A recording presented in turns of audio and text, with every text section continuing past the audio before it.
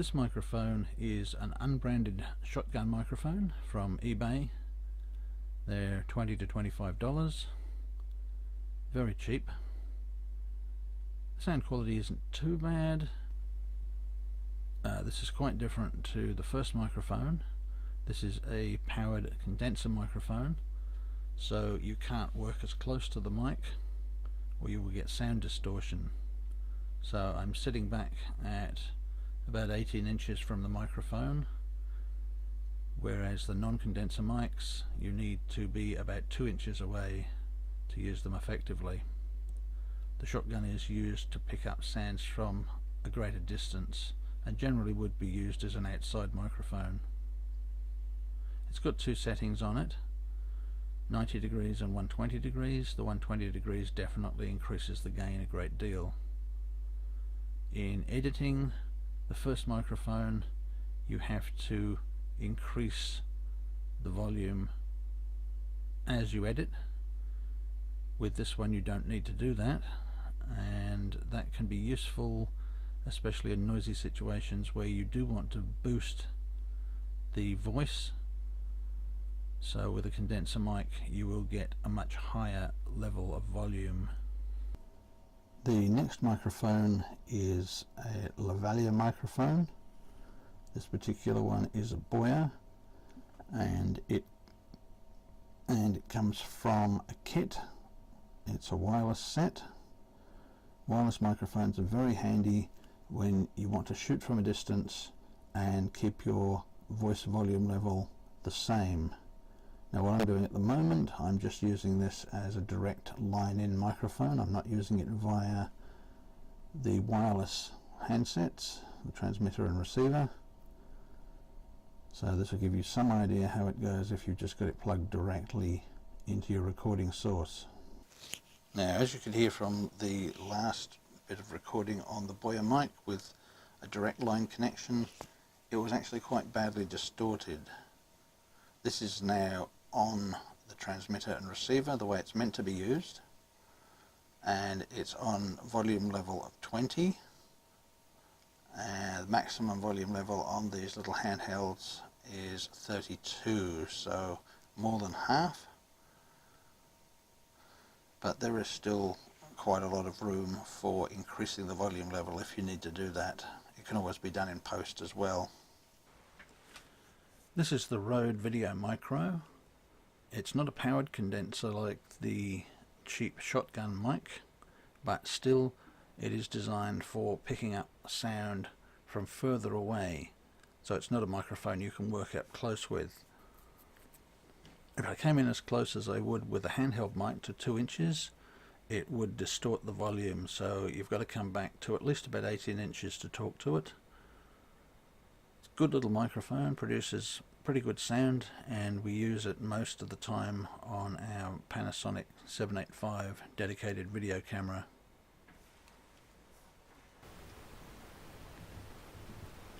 This microphone is a Rode Procaster. Now, having used this in the comparison with all these other microphones and listening back to what I've got, I am very surprised that a high quality mic like this is suffering from background hiss. The other mics are not picking it up. It may be the computer in the background that's causing the problem, but for a very high quality mic like this to be picking up such a large amount of background noise and producing a hiss the way it is rather disappointing. Now we are going to change the way we record with this microphone shortly.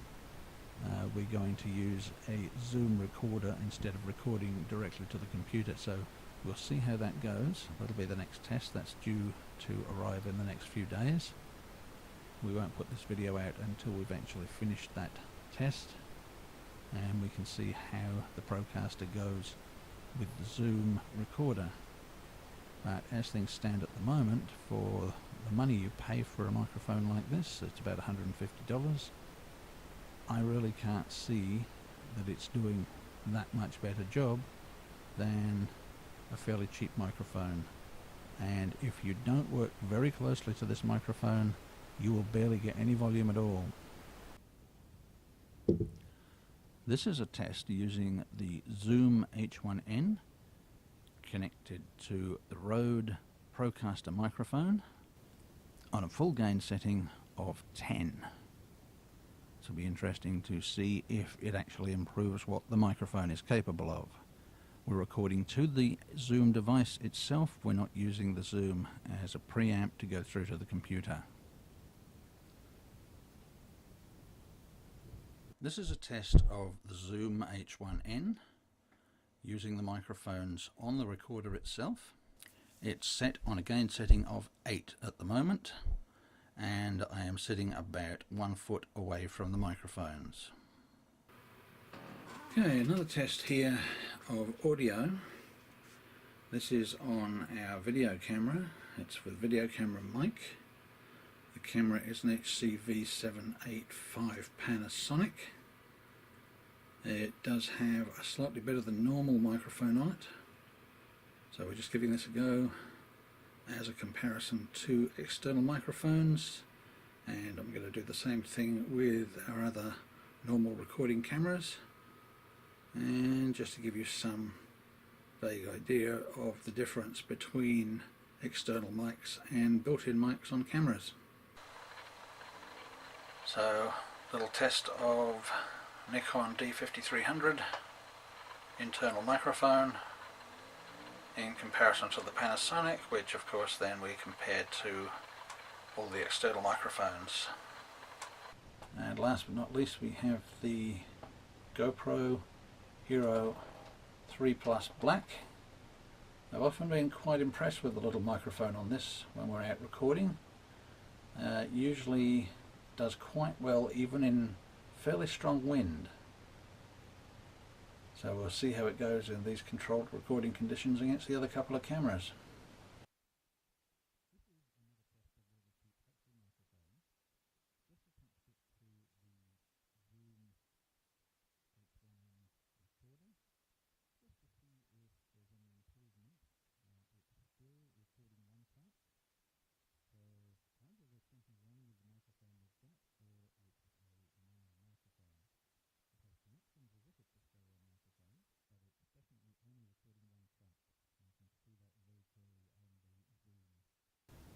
So, what is my conclusion from these tests?